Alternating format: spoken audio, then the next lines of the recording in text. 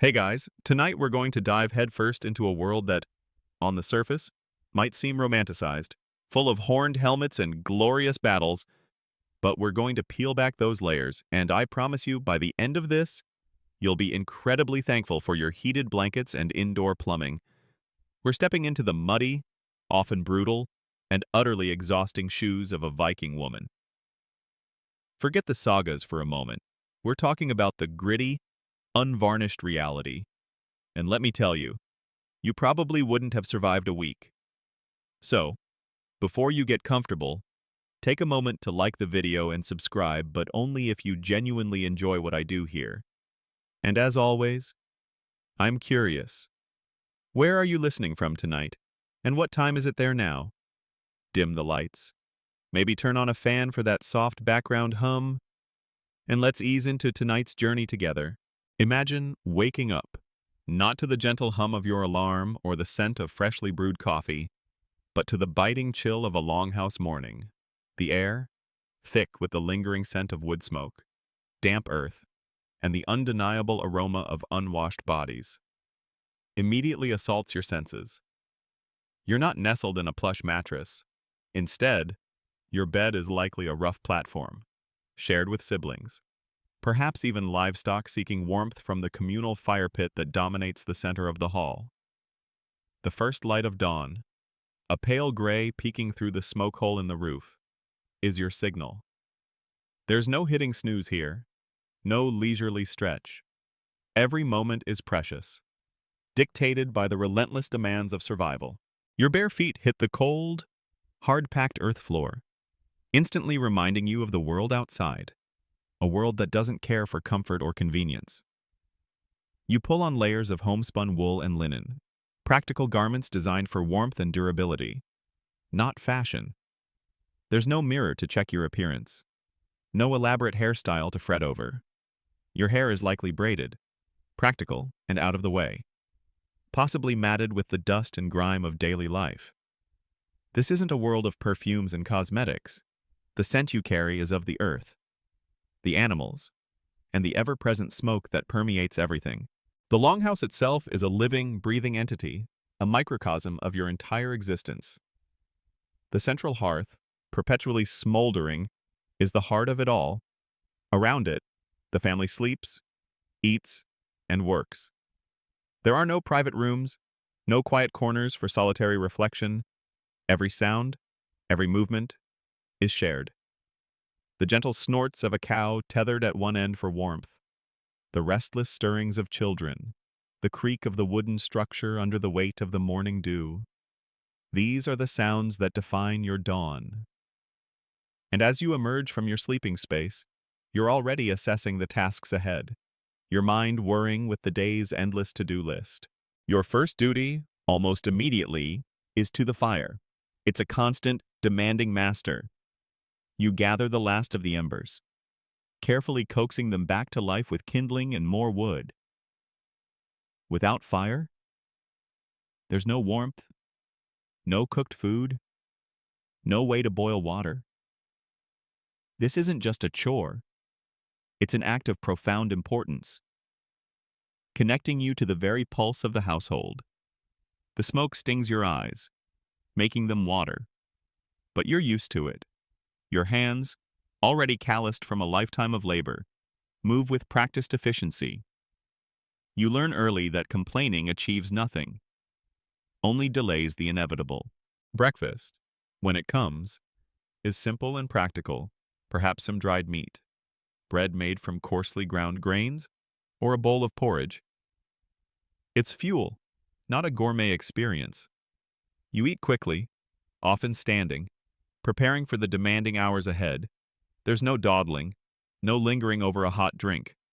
Every calorie consumed must be earned, every moment accounted for. And while you eat, your eyes sweep over the other members of your family.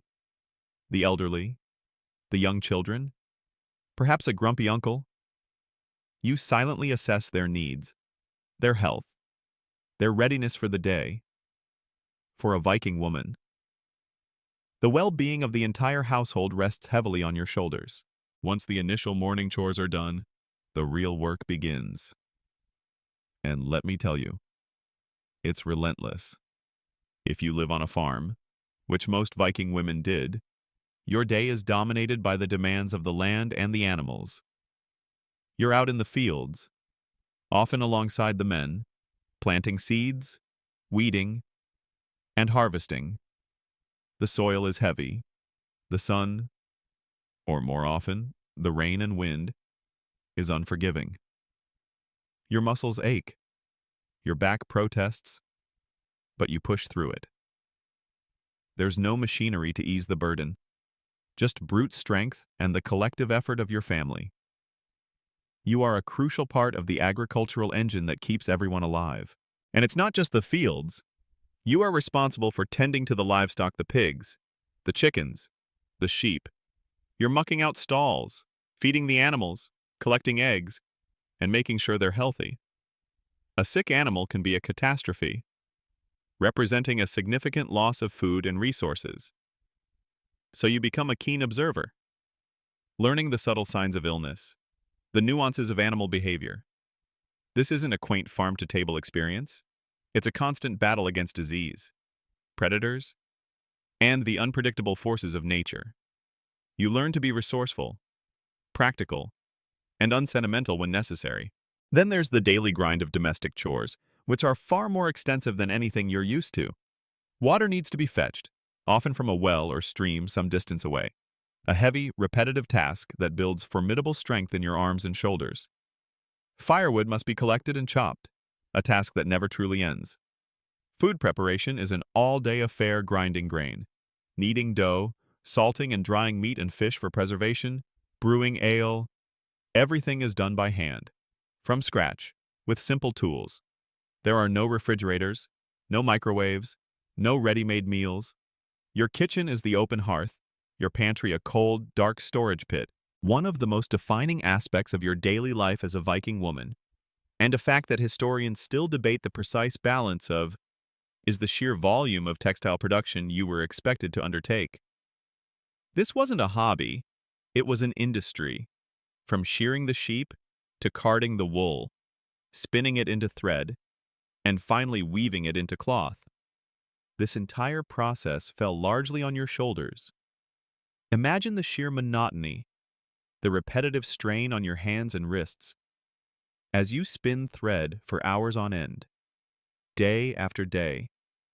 A single tunic would represent weeks of labor. And remember that everyone in the household, from the youngest child to the oldest elder, needed clothing, bedding, and sails for the longships. This particular detail often goes unnoticed in the sagas, but it was a cornerstone of Viking domestic life, and something you'd find incredibly tedious and time-consuming. You're not just a farmer, a cook, or a weaver. You're also a master of preservation. In a world without refrigeration, survival hinges on your ability to make food last through the long, lean winters. You learn the intricate methods of salting, smoking, drying, and fermenting. Fish are carefully gutted and hung to dry in the salty sea air. Meat is cured with salt and smoke, preserving it for months. Grains are stored in cool, dry places, guarded against pests. This knowledge isn't taught in schools. It's passed down through generations, learned through observation and painful trial and error. A mistake in preservation could mean hunger, even starvation, for your family. And it's not just food. You are responsible for making and mending almost everything your family owns. Leather needs to be tanned, hides scraped and prepared for shoes, bags, and straps. Broken tools need to be repaired. Clothing, which is painstakingly made, must be mended and patched until it's threadbare. This constant cycle of creation and repair ensures that nothing is wasted. Every resource is maximized. Waste is a luxury you cannot afford. You become incredibly skilled with your hands, your fingers nimble and strong, capable of turning raw materials into functional necessities. You might be thinking, surely there's some time for leisure. And while there were festivals and celebrations, daily life offered little respite. Even your downtime was often productive. Sitting by the fire in the evenings, you might be spinning wool, mending clothes, or carving small tools, Storytelling was a common pastime, but even then, it often served to pass down knowledge, history, and values. There was no concept of free time in the modern sense. Every waking hour was a contribution to the survival and well-being of the collective. Your body becomes a testament to this relentless toil. Your hands are rough and calloused, your muscles strong and defined, your back accustomed to bending and lifting, your face is weathered by sun and wind, your skin possibly cracked from exposure and hard work. Beauty, as we perceive it today, is a secondary concern. Practicality and resilience are the true markers of a woman's worth in this society. You learn to ignore the aches and pains, to push through exhaustion, because the alternative is simply not an option. One interesting detail, often overlooked when people think of Viking women, is their knowledge of herbalism and basic medicine.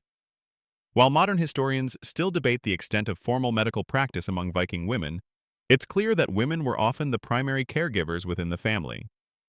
You'd be expected to know which herbs could soothe a fever, which poultice could draw out infection, and how to set a basic splint.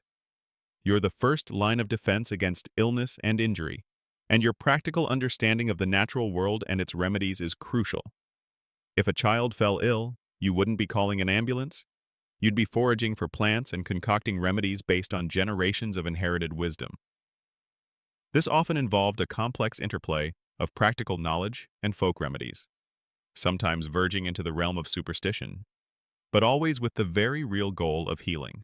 And let's not forget the sheer physicality of everyday life. You're constantly moving, lifting, carrying. There are no paved roads, no smooth surfaces. You navigate uneven terrain, rocky paths, and muddy trails. In winter, you contend with snow and ice.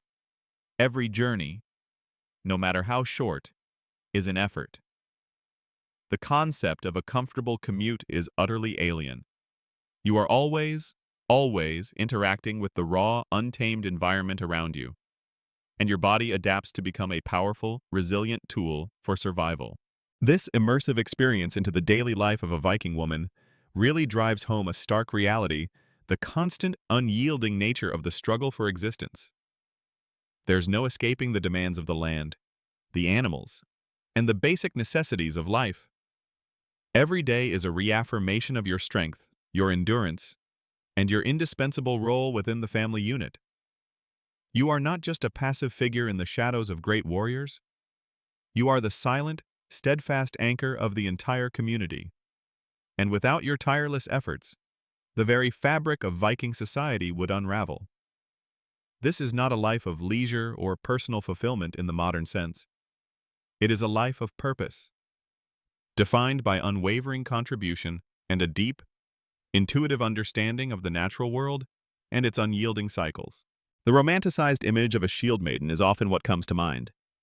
But the everyday reality for most Viking women was far more grounded, far more demanding, and perhaps, in its own way, just as heroic. Your world, as a Viking woman, is also one profoundly shaped by the constant ebb and flow of your male counterparts.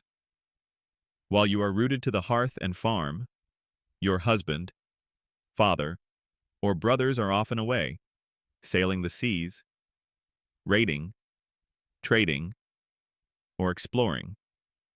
This absence creates a unique duality in your life. On one hand, it means an even greater burden falls upon your shoulders. You become the undisputed master of the household, making daily decisions, managing resources, and ensuring the smooth running of the farm in their absence. There's no one to lean on for support, no shared responsibility for the most arduous tasks. You are the rock, the unmoving center around which everything revolves. But this absence also grants you a surprising degree of autonomy. With the men away, you are the de facto head of the family. You decide when to slaughter an animal, when to repair a fence, when to seek counsel from a neighbor. This isn't just about managing chores. It's about making executive decisions that directly impact the survival and prosperity of your household. You learn to be decisive, to trust your instincts, and to carry the weight of leadership. This quiet power, often overlooked in the dramatic sagas of Viking warriors, is a crucial, if unglamorous, aspect of your reality. Consider the anxiety that must constantly gnaw at you when the longship sets sail. Each departure is a gamble. Will they return? Will they bring back spoils? Or just more mouths to feed? Will they even return alive? The sea is a fickle mistress, and storms are as dangerous as any enemy. You live with a pervasive sense of uncertainty, a quiet dread that settles in your bones with every passing day they are gone. There's no telegraph, no letter, no way to know their fate until they either appear on the horizon or simply don't. This emotional toll is immense, a constant companion to your physical labor. You learn to read the signs, the changing winds, the migrating birds, for clues about their return. You keep an eye on the distant coastline, imagining the shape of a familiar sail, and when they do return, it's a mix of immense relief and renewed activity. The longhouse bustles with new energy, new stories, and often, new goods. But it also means adapting to their presence again, to the shift in dynamics as the men reclaim their roles. It's a constant dance between independence and partnership, dictated by the seasons and the demands of their voyages. Your social life, unlike ours, isn't about casual meetups or shared hobbies. It's deeply intertwined with necessity and community. You interact with other women daily, sharing knowledge, lending a hand with heavy tasks, and perhaps exchanging news or gossip. Childbirth, for instance, is a communal event, with experienced women assisting the mother. These bonds are forged in the crucible of shared hardship, creating a robust support system that is absolutely vital for survival. There's a practical, unspoken understanding between you and your female neighbors. You are all in this together. One fascinating aspect of Viking society, and a point of ongoing academic debate among historians, is the extent of women's property rights and legal standing. While men held official power, Viking women, surprisingly, had more rights than many of their counterparts in contemporary European societies. You could own land, inherit property, and even initiate divorce proceedings. This isn't to say life was easy or equitable, but it speaks to a pragmatic recognition of women's indispensable economic contributions. You weren't just a chattel, you were a legal entity, capable of holding assets and asserting your will within the legal framework of the time. This nuance often gets lost in the popular image of Viking brutality, but it's a genuinely unique and empowering detail of your existence. Imagine the relief of knowing that if your husband were to die, you wouldn't be left destitute, but could retain control of the family farm and resources. Education, as we understand it, doesn't exist for you. Your learning comes from doing, from observing, from listening.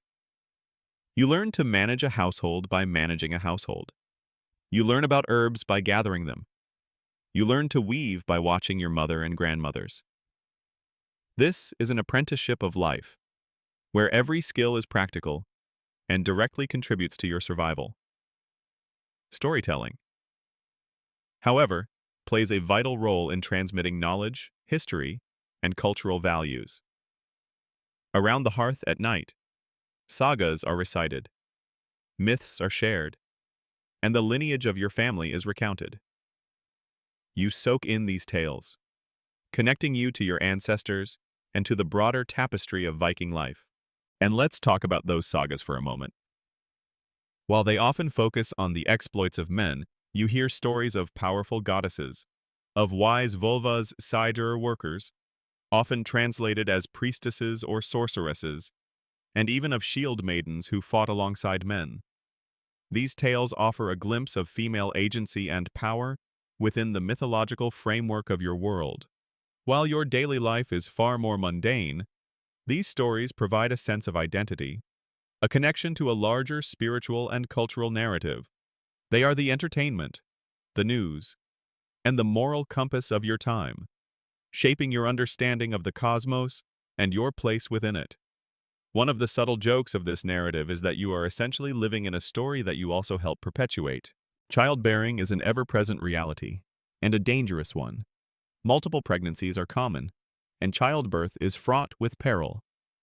Infant mortality is tragically high. You learn to steel yourself against loss, to grieve quickly, and to find strength to carry on. Each surviving child is a triumph, a testament to your resilience and a vital addition to the family's labor force. You nurture your children, teaching them the skills they will need to survive, the boys learning from their fathers when present, and often from you, while the girls learn directly at your side. Your legacy is not just in the land you tend, but in the children you raise, ensuring the continuation of your lineage and community. Even your spiritual life is intensely practical and intertwined with daily existence. You're not attending services in a grand cathedral. Your connection to the gods is through offerings at sacred groves, through the performance of daily rituals to ensure good harvests, safe voyages, and healthy livestock. You might wear amulets for protection or seek counsel from local wise women. The line between the sacred and the mundane is blurred, with every action having potential spiritual significance. You understand that the gods are powerful, often capricious, and that their favor must be constantly sought and maintained through respectful observance. Consider the challenges of hygiene. There's no running water, no soap as you know it. Washing involves cold water, perhaps some lye soap made from animal fat and ash. Baths are a luxury, likely infrequent, and involve heating large quantities of water over the fire. You learn to live with the smell of smoke, sweat, and earth. Your hair and skin are constantly exposed to the elements and the grime of daily labor. This is a far cry from the modern concept of cleanliness, and something you would find genuinely challenging to adapt to. The concept of fresh is relative, defined by the constant struggle against dirt and odor. The community, or thing, plays a significant role in your life, even if you, as a woman, are not directly participating in the decision-making assemblies. Your husband or male relatives represent your household, but their decisions impact you directly. You hear the gossip, you understand the alliances, and you know which families are to be trusted and which are not.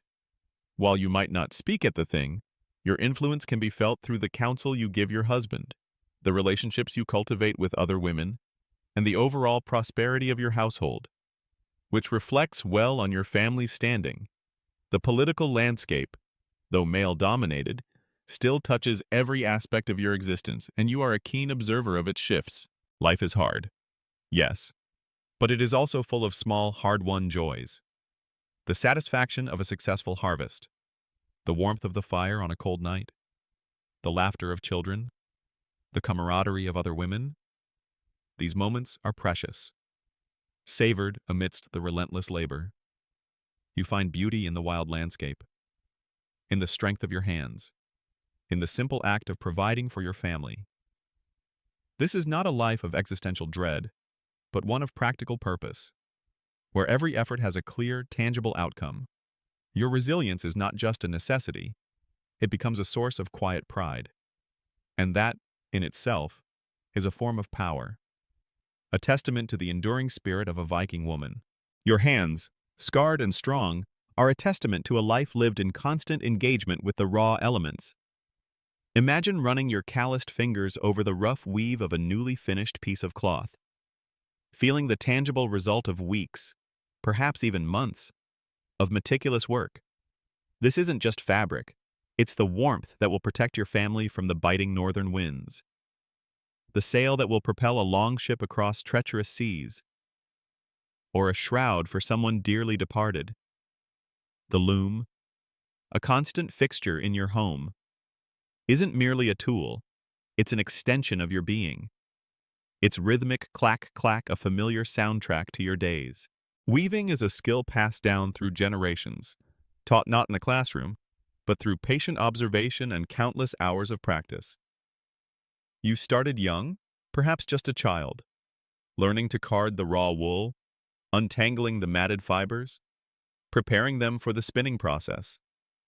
The spindle, a simple stick with a weighted whorl, becomes an extension of your hand, twisting the fibers into a strong, continuous thread. This seemingly simple act requires immense dexterity and focus. An uneven thread means weak cloth, a failure that could have real consequences when lives depend on the integrity of a sail or the warmth of a cloak. Then comes the loom itself.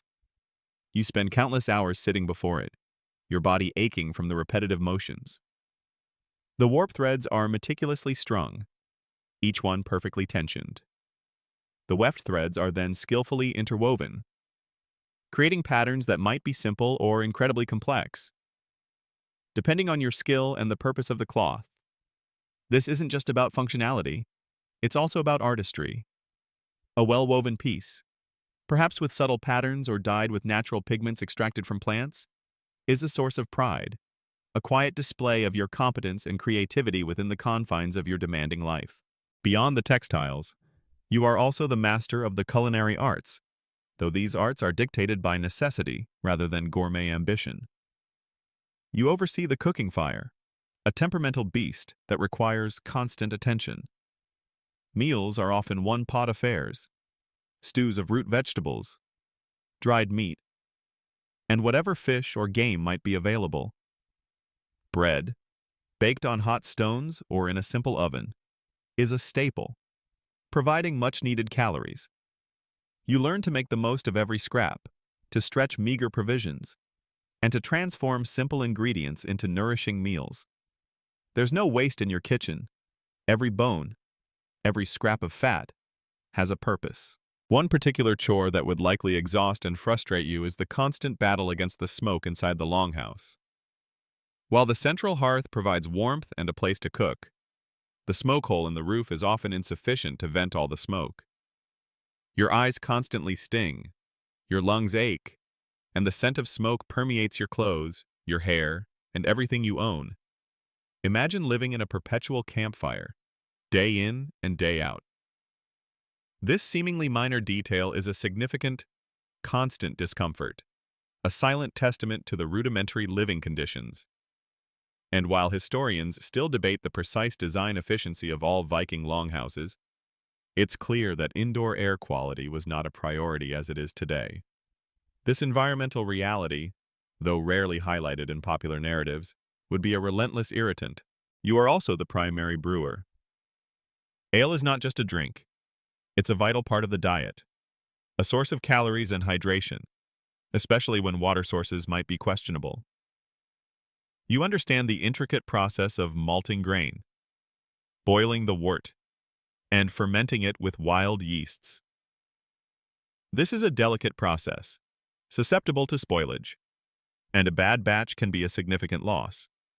Brewing is a skill that demands precision, patience, and a deep understanding of natural processes.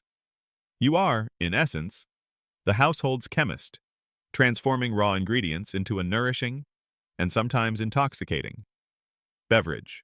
Childcare, as mentioned before, is an immense responsibility, but it's not just about feeding and clothing them. You are their first teacher, instilling in them the values of your society, the stories of your ancestors, and the practical skills they will need to survive. You teach your daughters to spin and weave, to cook and preserve. You teach your sons the basics of farm work, even if their fathers are away.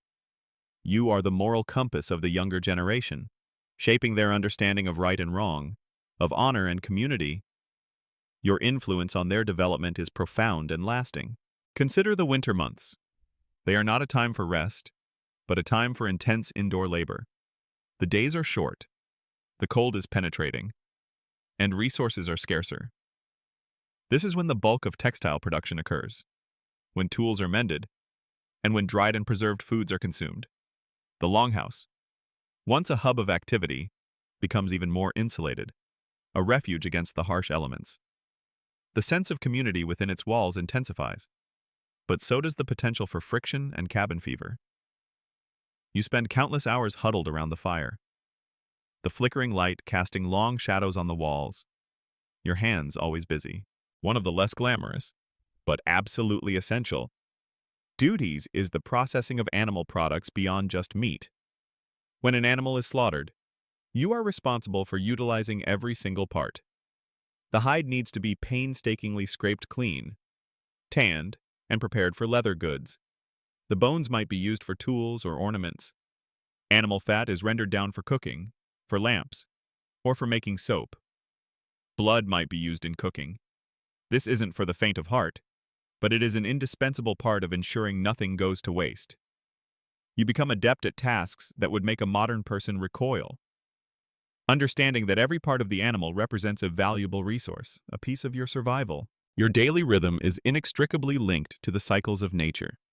The rising and setting of the sun dictate your workday. The changing seasons dictate your tasks. Planting in spring, harvesting in autumn, preserving in winter. There's no escaping this natural clock. You learn to read the weather signs, to understand the subtle shifts in the environment that signal coming storms or good fishing. This deep connection to nature isn't just practical, it fosters a profound respect for its power and its bounty. You are a part of the ecosystem, not separate from it. Even something as simple as light in your home is a major consideration. Without electricity, your world after dark is illuminated by the flickering glow of the central hearth. Perhaps a few simple oil lamps fueled by animal fat. This means much of your indoor work must be done during daylight hours, or by the dim, smoky light of the fire. Imagine trying to weave intricate patterns or mend fine seams in such conditions. It's a constant strain on your eyes, another quiet challenge in a life full of them. The modern convenience of flicking a switch for bright, instant light is utterly unimaginable. The concept of personal space, as we know it, simply doesn't exist. You live in close quarters with your extended family, with little to no privacy. Every sound, every conversation, every emotion is shared. This fosters a strong sense of communal identity, but can also be incredibly challenging. You learn to navigate complex family dynamics, to resolve minor disputes, and to maintain harmony within the longhouse. Your ability to manage these interpersonal relationships is as crucial as your ability to manage the farm. Finally, while often overshadowed by tales of raiding and exploration, the Viking longhouse itself is a testament to the community's ingenuity and the women's role in maintaining it. It's not just a shelter, it's a living, breathing entity, a reflection of the family's wealth and status. And it's you, the Viking woman, who ensures it functions as the heart of your world, a place of warmth, food, and family amidst a harsh and demanding landscape, the very structure of your society. As historians often point out in their broader discussions of Viking Age settlements, relies fundamentally on the stability and productivity of these domestic units, over which you, as the mistress of the longhouse, exert considerable, though often unacknowledged, authority. Imagine a journey not taken by longship, but by foot, over rough terrain, in unpredictable weather. Your world is local, bounded by the limits of a day's travel, primarily centered around your homestead. You know every path, every rock, every bend in the stream that runs through your land. This intimate knowledge of your surroundings isn't just for navigation, it's for survival. You know where the best berries grow, where to find medicinal herbs, and which trees provide the most resilient timber. This local wisdom is your map, your pharmacy, and your hardware store, all rolled into one. When your husband or male relatives are away on raids or trading voyages, you assume full command of the household. This isn't a temporary measure. It's a profound shift in responsibility. You become the manager of the family's wealth, which might include livestock, stored food, and precious metals acquired through trade or plunder. You are responsible for ensuring these resources are protected, managed wisely, and distributed appropriately to meet the family's needs. This requires a sharp mind for accounting, a shrewd eye for detail, and the authority to make difficult decisions. If a cow falls ill, it's you who decides if it can be saved or if it must be slaughtered to prevent further loss. This role as household manager extends to legal matters as well. Should a dispute arise with a neighbor, or if there's a need to formalize a transaction, you, as the head of the household in your husband's absence, are the one who would represent your family. While you might not attend the formal thing assembly where laws were made, You would engage in preliminary negotiations, gather information, and ensure your family's interests were protected. This implies a significant understanding of the local laws and customs, and a capacity for diplomacy, even in a society often perceived as purely warlike.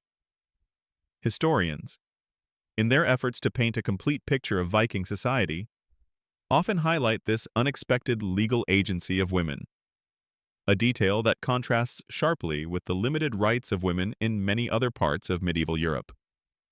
It really underscores just how pragmatic Viking society was.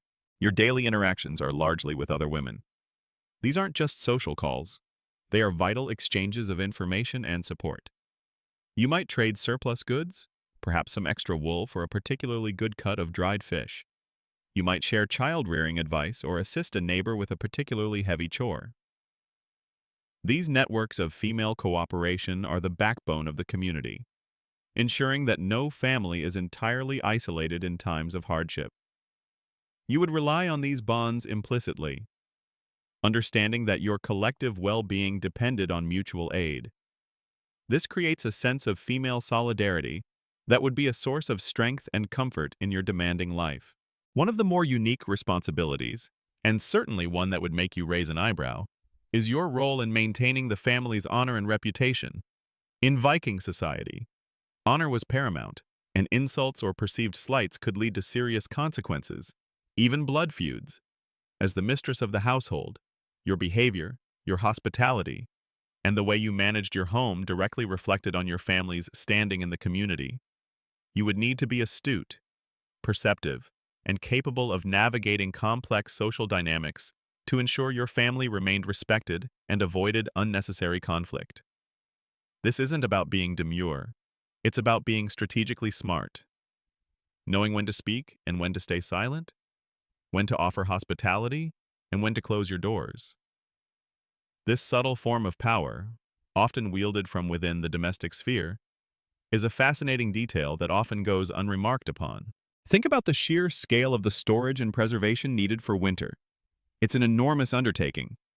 Every autumn, after the harvest, you are orchestrating a massive effort to store enough food to last through the lean months. Root vegetables are buried in pits, grains are meticulously dried and stored in containers, and meat and fish are heavily salted, smoked, or dried. You are constantly monitoring these stores for spoilage, mold, or pests.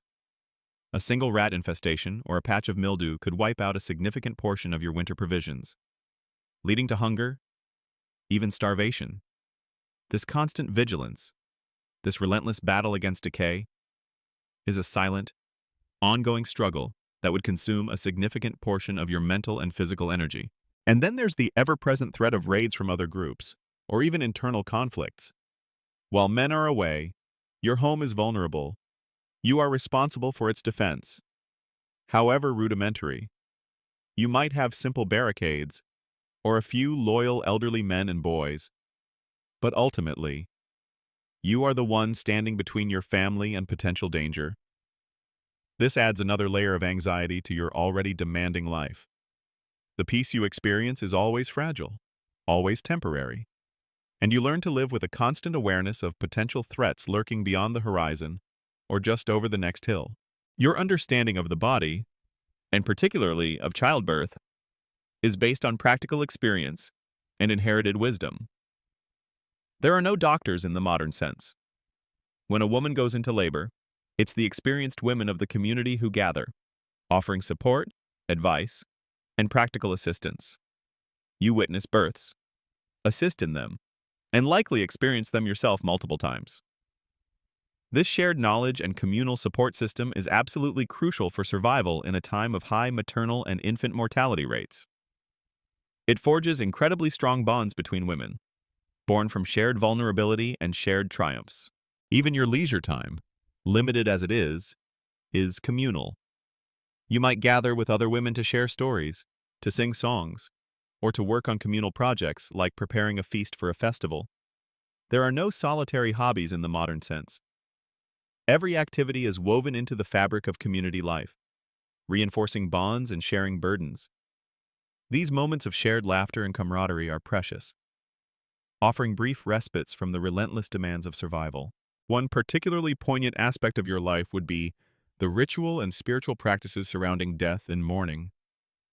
When someone in your family or community dies, it is often the women who prepare the body for burial or cremation, who lead the mourning rituals, and who ensure the proper observances are made to honor the deceased and appease the spirits. This isn't just a grim task, it's a profound spiritual duty, connecting you to the cycle of life and death, and to the ancestral traditions of your people. The precise customs could vary greatly, and scholars continue to debate the full range of funerary practices, but the role of women in these rituals is consistently recognized as central. The sheer unpredictability of your life would be a constant stressor. A sudden storm could ruin a harvest. A raiding party could devastate your village. A sudden illness could claim a loved one. There's no safety net, no insurance.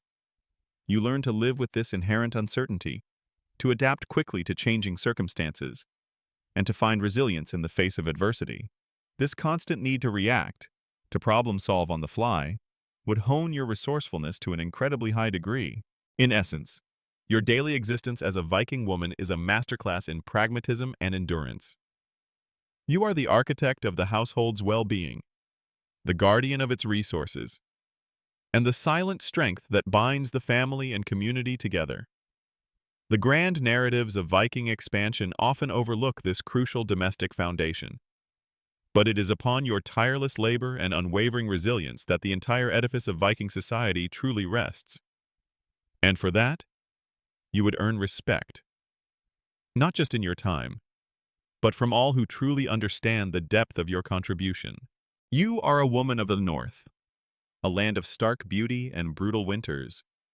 Your very being is shaped by the biting winds, the long, dark nights, and the brief, explosive summers. This connection to the land isn't romanticized. It's a matter of life and death, and it imbues you with a unique understanding of the natural world. Every plant, every animal, every shift in the weather holds meaning, a silent language you learn to decipher from childhood. Consider the medicinal knowledge you possess. Before there were doctors or pharmacies, you were the primary healer for your family. You know the properties of local herbs, which roots can staunch bleeding, which leaves can reduce a fever, which concoctions might ease the pain of childbirth. You spend hours foraging in forests and meadows, carefully identifying and collecting these vital ingredients. This isn't just a hobby. It's an inherited body of knowledge, passed down from mother to daughter, refined through centuries of trial and error. A mistake could be fatal. So your understanding is precise, your memory sharp. This deep botanical wisdom is an often overlooked intellectual contribution of Viking women, but your role extends beyond physical healing. You also navigate the spiritual landscape, a world teeming with gods, spirits, and omens. While men might consult with goatee chieftains or priests, you, as a woman, often have a more direct, intuitive connection to the unseen forces. You might interpret dreams, read signs in the flight of birds, or offer small sacrifices at sacred sites to appease the land spirits. There's a certain fluidity to your spiritual practices, often blending ancient folk beliefs with the more formalized worship of the Norse pantheon. This blend of the practical and the mystical is a hallmark of your existence. Imagine a scene: a child is feverish, their small body racked with chills. You don't panic. Instead, you calmly gather specific herbs, perhaps willow bark for pain relief, or yarrow for its febrifuge properties. You boil water, prepare a poultice, and brew a bitter tea. As you administer the remedy, you might whisper a charm, a prayer to the gods or land spirits, acknowledging that while your hands do the work, ultimate recovery lies beyond your complete control. This blend of practical medicine and spiritual plea is entirely natural to you. One particular historical debate among scholars revolves around the exact nature and prevalence of vulvas, or female seers, shamans, within Viking society. While not every woman was a vulva, it's clear that certain women held immense spiritual authority and respect due to their perceived ability to communicate with the gods, interpret destinies, and even practice a form of magic known as satyr. You might have known a vulva in your community, sought her counsel in times of crisis, or simply watched her with a mixture of awe and apprehension. Their presence underscores a unique dimension of female power within Viking culture. A power derived not from physical strength or legal statute, but from spiritual insight. This is a detail that always makes me pause and think about the hidden depths of their society. Your beauty standards are entirely different from ours. There's no desire for a perfectly smooth, unblemished complexion. Instead, signs of strength, resilience, and fertility are admired. A sturdy build, hands capable of hard work, and a healthy appearance indicative of good childbearing potential are what matter. Perhaps you might use a simple comb made of bone or wood to keep your hair tidy, or rub a bit of animal fat on your skin to protect it from the harsh elements. But elaborate cosmetics or restrictive clothing are simply not part of your reality. Your body is a tool for survival, and its beauty lies in its functionality. Life also includes moments of profound celebration and ritual.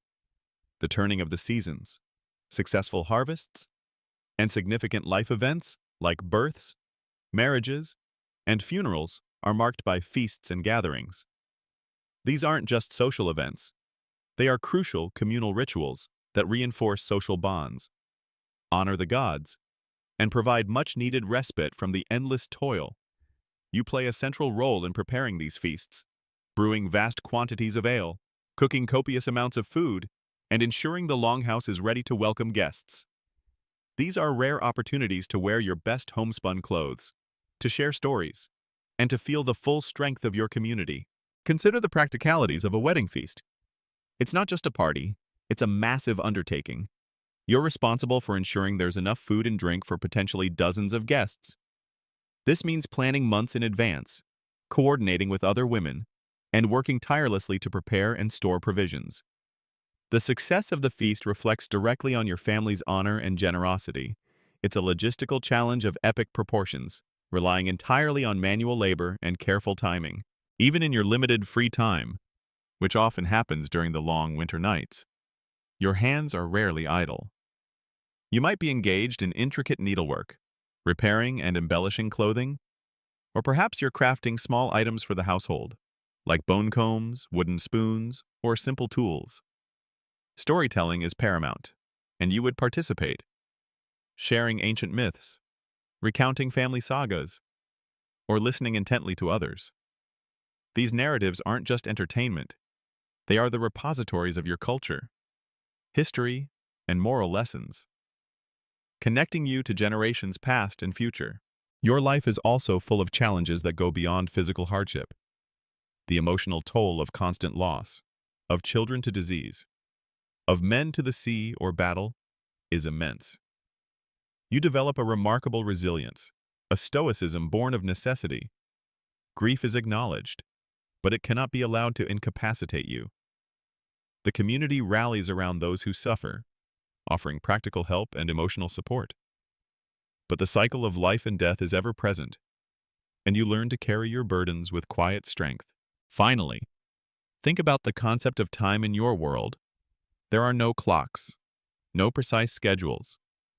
Time is marked by the sun, the moon, the tides, and the seasons. Your days flow in a natural rhythm, dictated by the demands of the farm and the needs of your family. There's no rush, no frantic pace. This isn't to say life is leisurely, but rather that it moves at an organic, unhurried pace, dictated by the natural world rather than artificial constructs. This slower rhythm would profoundly impact your perception of existence, fostering a deep connection to the cycles of the earth. In a world where every action has a direct, tangible consequence, you live with an acute awareness of the passage of time, not in minutes or hours, but in the growth of crops, the birth of lambs, and the changing light of the seasons.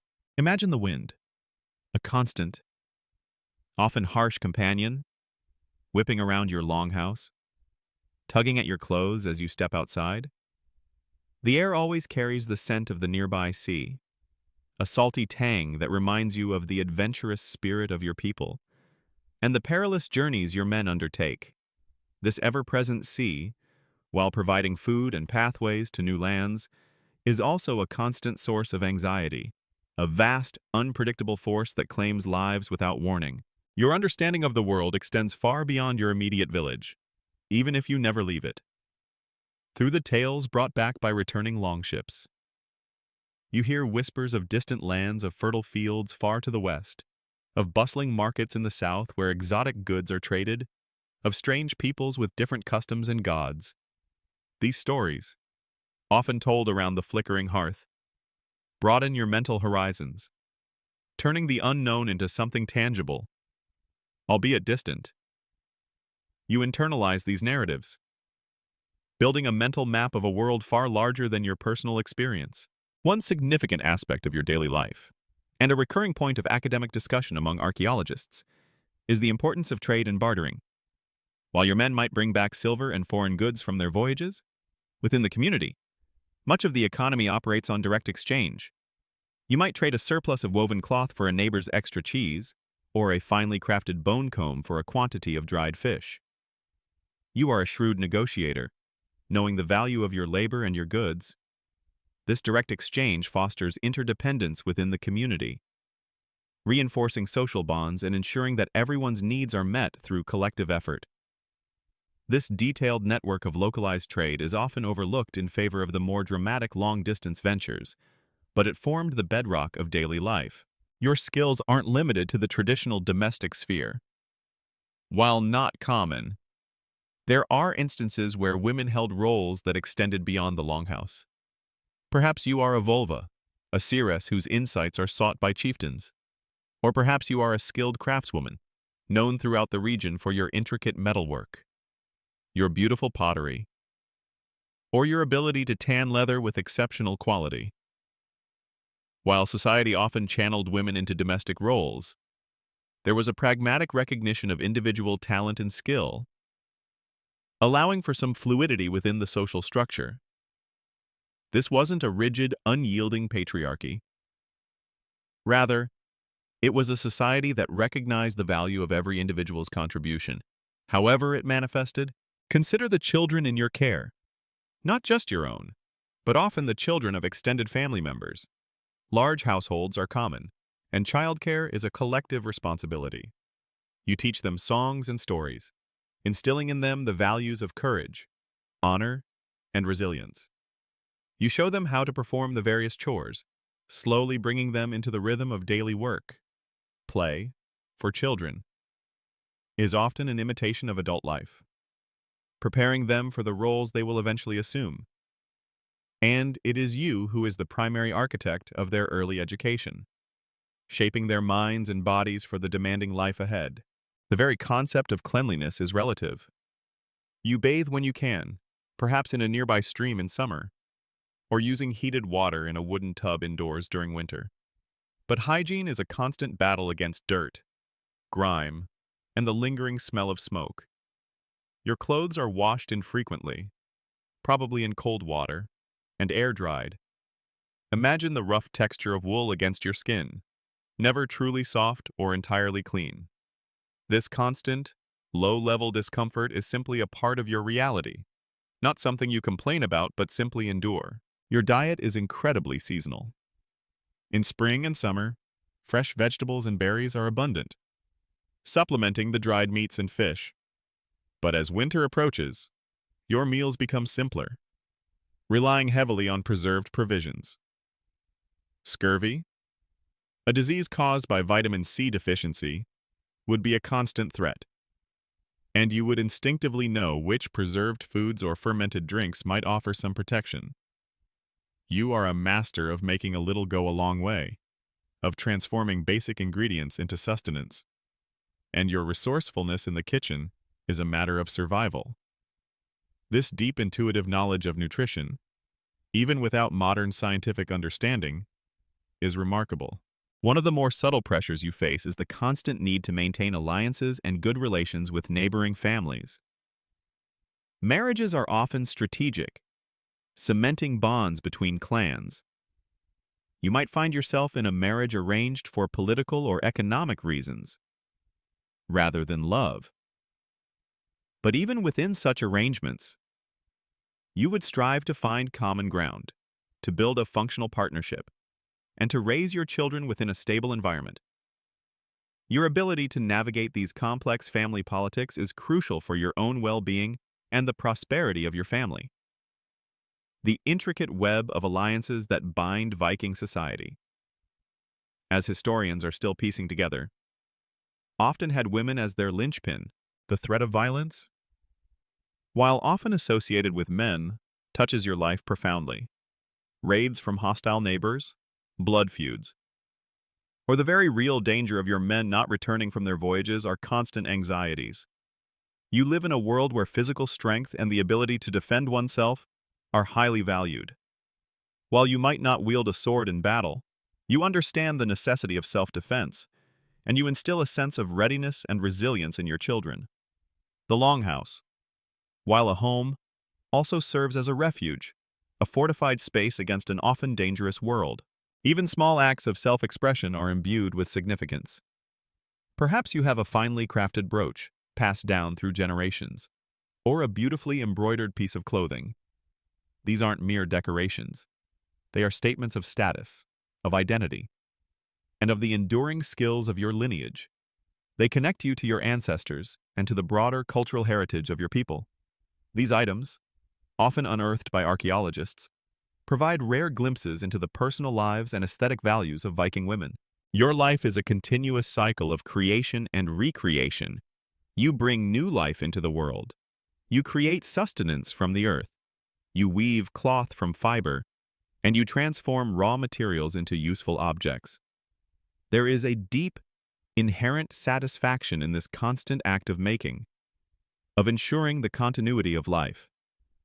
Your hands are always busy, always productive, always contributing to the survival and flourishing of your family and community. And this unwavering dedication, this tireless effort, is the quiet, unsung heroism of a Viking woman. The constant hum of the spinning wheel or the rhythmic thud of the loom is the soundtrack to much of your indoor life. But beyond the sheer physical demand, these activities require immense focus and precision. A single knot in the thread, an uneven tension in the weave, can compromise the integrity of the entire piece. You learn to work with a steady hand and an unflagging attention to detail, knowing that the warmth of your family in winter or the integrity of a longship's sail depends on your meticulous work. Imagine your fingers, nimble and strong, working the raw wool. You've just shorn the sheep, perhaps helped by younger hands. And now the fleeces need to be cleaned and prepared. Then comes the carding, disentangling the fibers, aligning them, making them ready for the spindle. This preparatory work is laborious, but crucial. Every step in the textile production process, from sheep to finished garment, is a testament to your endurance and skill. And because wool retains its warmth even when wet, it is the primary material keeping your family alive through the brutal northern winters. Your understanding of the seasons is more profound than any modern meteorologist's. You don't just observe them, you live by them. Spring means preparing the fields, planting seeds with hope and prayer. Summer is a furious burst of growth and activity, harvesting and gathering. Autumn is a time of intense preservation, preparing for the lean months ahead. And winter is a period of inward focus, of domestic industry, and of hunkering down against the cold. Your very survival is intrinsically linked to these cycles, and your ability to anticipate and adapt to them is a skill honed over a lifetime. One area of academic curiosity, still debated among historians, is the extent of women's involvement in complex crafts beyond textiles, such as metalwork or even shipbuilding.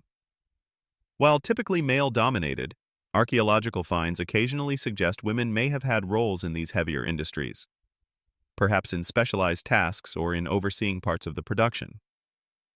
While not every woman would be forging iron, it indicates a pragmatic flexibility in Viking society that allowed for skills to be utilized where they were strongest, regardless of traditional gender roles. It pushes against rigid perceptions and hints at a more nuanced reality than popular culture often portrays. Consider the children again. You don't just care for them, you are their primary educator in the most practical sense. You teach them responsibility by assigning age-appropriate chores, You teach them resilience by letting them experience the cold, the hunger, the occasional pain of a bump or scrape. You teach them the stories of their ancestors, the myths of their gods, and the unwritten laws of their community. You are molding them into capable, self-sufficient individuals who will one day take your place in the endless cycle of survival. The social structure of your community is not a rigid hierarchy, but more like a dense, interconnected web. While men might hold formal titles like Jarl or Carl, the influence of women, particularly those who manage prosperous households, is significant. You might not speak at the thing, the local assembly, but your opinions, shared through your husband or through conversations with other influential women, carry weight. Decisions made there directly impact your life, from land disputes to feuds, and your household's standing within that complex social fabric is constantly being negotiated and reaffirmed. Your connection to the ancestors is palpable. You live in a world where the past is not a distant concept, but a living presence. Your lineage defines who you are, and you are acutely aware of the generations who came before you, their struggles and their triumphs, rituals, stories, and the very names you give your children link you to this powerful ancestral chain. You are not just living for yourself, you are a continuation of your family's history, and your actions contribute to its future legacy.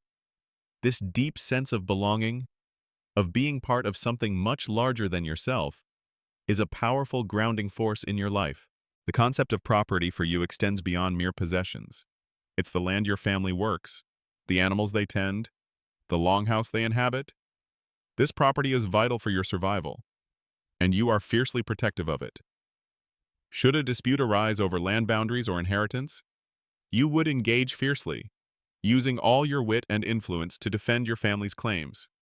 Your understanding of property rights, particularly your right to inherit and control wealth, sets you apart from many other women in medieval Europe, giving you a degree of economic independence that would be highly unusual elsewhere. And then there's the pervasive role of faith and superstition.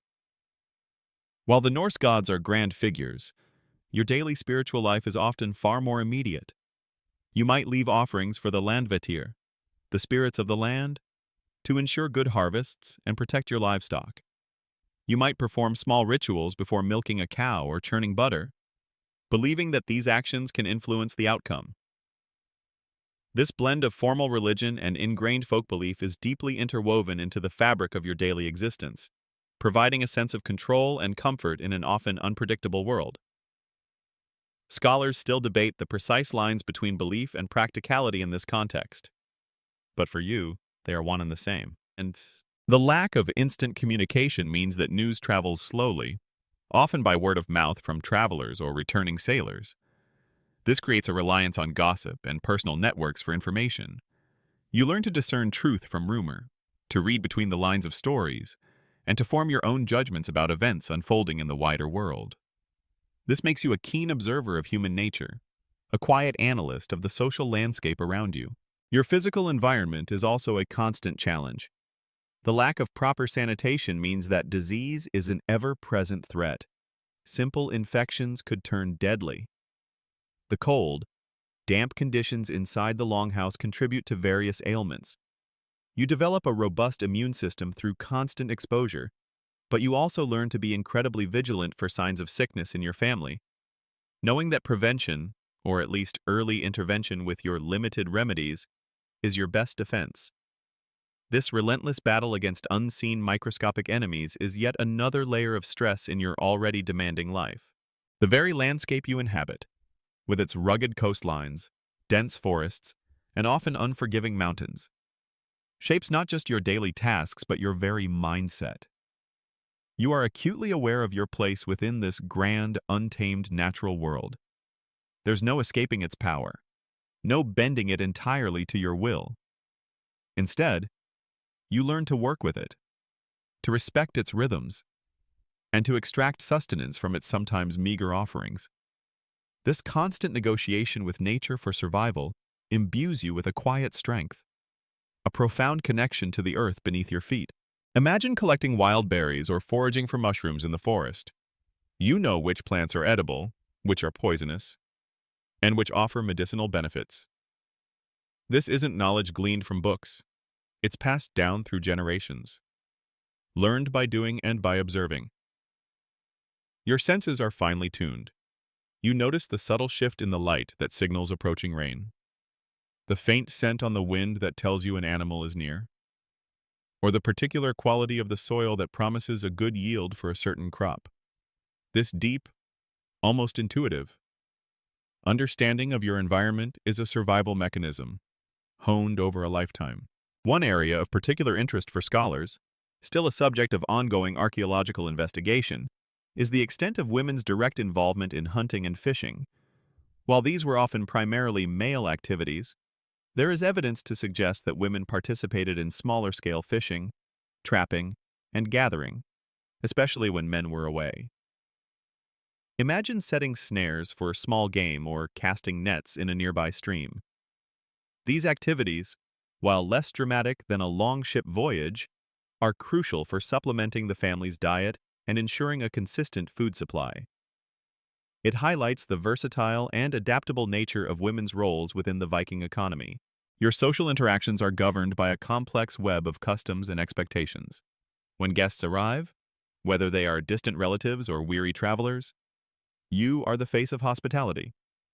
You ensure they are fed, warmed, and made comfortable, reflecting well on your family's honor.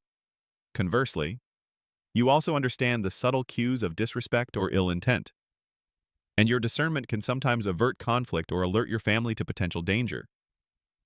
This role as a social barometer, a manager of appearances and relationships, is a quiet but powerful form of influence within your community. Consider the act of storytelling itself, around the fire at night. As the wind howls outside, you might listen to tales of distant lands, of brave warriors, or of the gods and their exploits.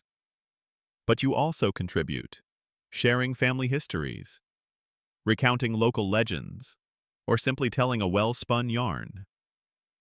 These stories are more than entertainment. They are the glue that binds your community, transmitting values, preserving memories, and keeping the collective spirit alive through the long, dark winters. You are a keeper of culture, a living library of your people's past. The very concept of justice in your world is deeply personal and communal. While formal laws exist, disputes often involve your family's honor and standing. If a wrong is committed against your household, you are an integral part of the process of seeking redress, whether through negotiation, compensation, or even, in extreme cases, through a blood feud. Your voice, through your husband or male relatives, carries weight in these discussions.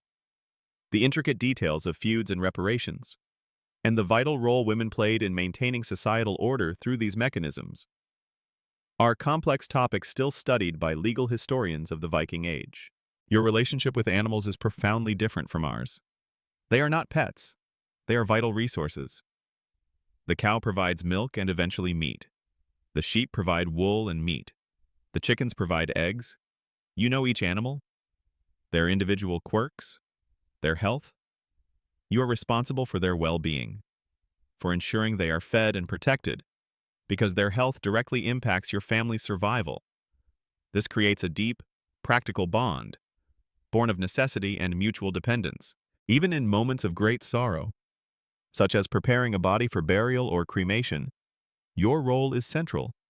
You meticulously wash and dress the deceased, often placing grave goods with them that speak to their life and status. These rituals are deeply significant, ensuring the smooth passage of the soul to the afterlife and maintaining proper relations with the ancestors. It is a somber duty, but one performed with profound respect and a deep understanding of your spiritual obligations. The challenges of climate and geography are never far from your mind. The shortness of the growing season means every ounce of effort must be expended to ensure a successful harvest. The long winters mean careful planning and rationing of resources. The unpredictable sea can bring both bounty and disaster. You live with a constant awareness of these environmental pressures, adapting your routines and strategies to survive within their demanding framework. Finally, think about the tools of your daily life. Not the grand swords or intricately carved longships, but the simple, essential objects you use every day: the hand axe for chopping wood, the spinning spindle, the grinding stone, the cooking pot.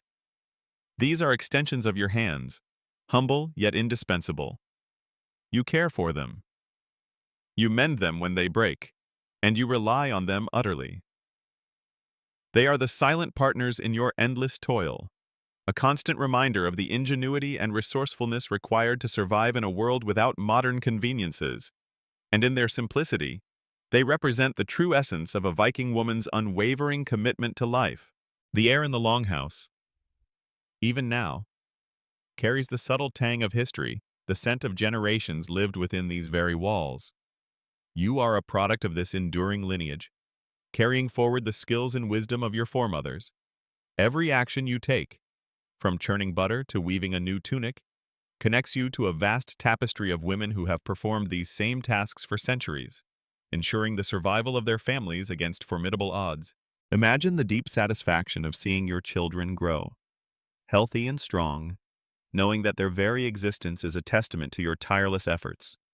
You teach them not just by instruction, but by example. They watch your hands, calloused and capable, as you prepare food, mend clothes, or tend to the livestock. They learn resilience from your unwavering spirit and resourcefulness from your ability to make do with what little is available. You are their first, and most important, role model, embodying the practical virtues necessary for survival in your world. One aspect of your legal standing that continues to fascinate modern historians, sparking considerable academic debate, is the Viking woman's right to request a divorce and reclaim her dowry. This was an extraordinary right for women in medieval Europe, where divorce was often impossible or severely restricted. Imagine the quiet power this afforded you: the ability to escape an unbearable marriage, to protect your property, and to choose a different path, however challenging. While not a common occurrence, the mere existence of this right speaks volumes about the pragmatic recognition of a woman's agency and economic contribution within Viking society. This legal nuance truly sets Viking women apart from many of their contemporaries. Your relationship with the land is one of intimate knowledge and profound respect. You know the best time to sow seeds, when the berries will be ripe, and where the safest crossing points are on the local streams. This isn't abstract knowledge, it's life-sustaining wisdom. You are a part of the natural cycle, understanding that you must give to the land as much as you take from it, to ensure its continued bounty. This connection fosters a sense of guardianship, a deep responsibility for the health and productivity of your environment. Consider the practicalities of defense. While the men might carry swords and axes, your home is also fortified, designed to withstand raids or attacks from wild animals. You understand the layout of your longhouse, its strong points and vulnerabilities. You know where basic tools for defense are stored, and how to organize the household if danger approaches.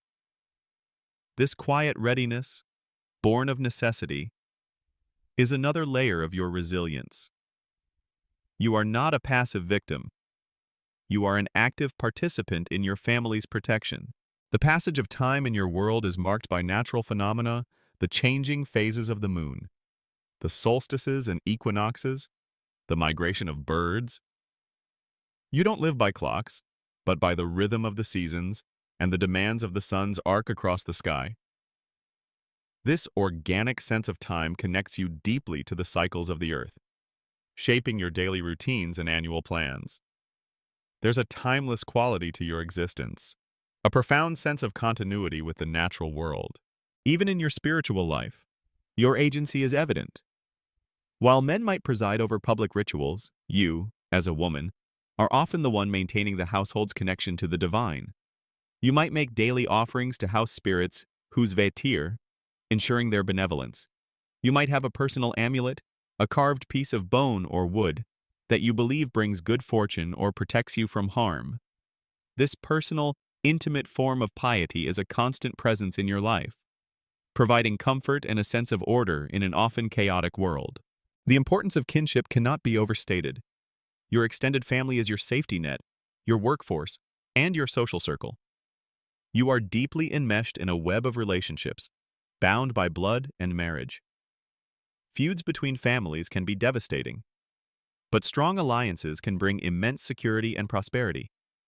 You actively work to strengthen these bonds through hospitality, shared labor, and careful negotiation, understanding that your individual fate is inextricably linked to the well-being of your wider kin group.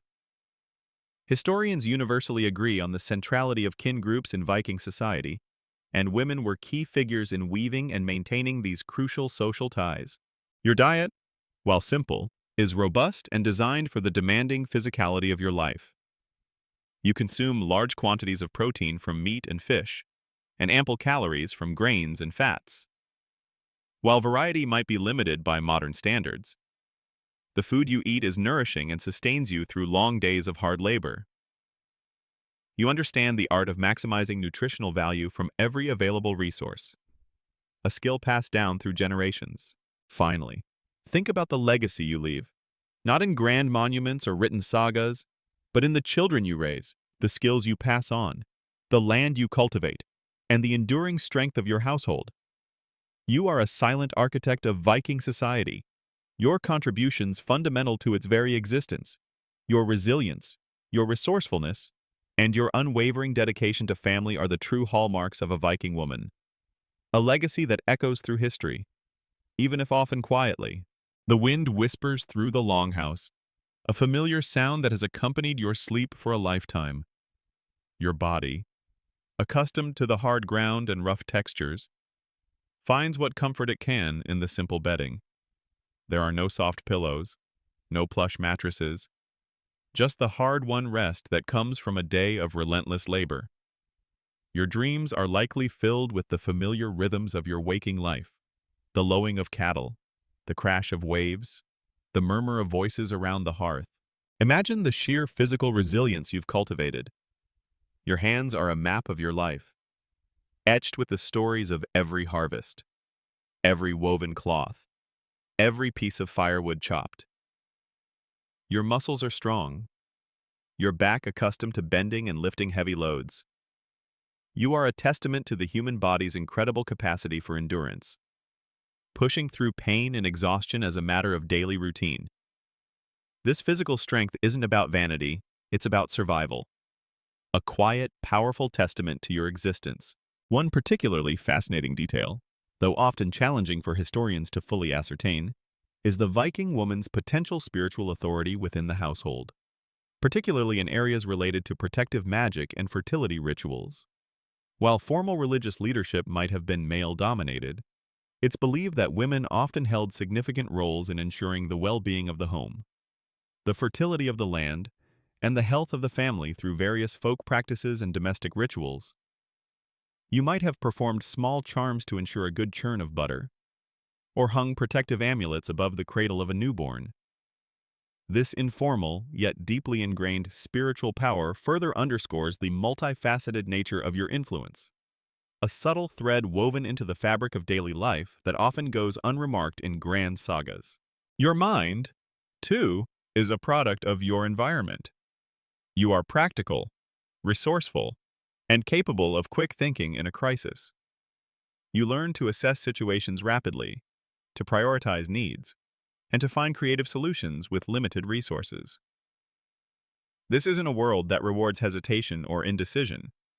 Your intellect is sharp, honed by the constant demands of problem-solving. Whether it's finding a way to mend a broken tool or stretching meager provisions through a long winter, consider the rare moments of quiet contemplation. Perhaps as you sit by the fire late at night, spinning wool, or as you watch the sun set over the distant hills after a long day in the fields. In these moments, you might reflect on your life, on the triumphs and losses, on the enduring strength of your family and community. There's a profound sense of purpose in your existence, an understanding that every effort contributes to the continuity of life itself. These are not moments of existential angst, but of quiet, hard-won satisfaction. The bonds you share with other women in your community are forged in the crucible of shared experience. You are each other's midwives, healers, confidants, and partners in labor. This sisterhood is vital, a support system that eases the burdens of daily life and celebrates the small victories. You understand each other's struggles and joys with an unspoken empathy, a connection born from mutual dependence and a shared journey. And then there's the concept of legacy. Not a legacy of written words or grand monuments, but a living legacy passed down through your children and the skills you impart. You are ensuring that the traditions, the knowledge, and the resilience of your people continue for generations to come. Your life, in its quiet dedication, is a profound act of continuity, a silent promise to the future. This deep sense of contributing to something larger and longer lasting than yourself is a powerful motivator, a source of unwavering strength.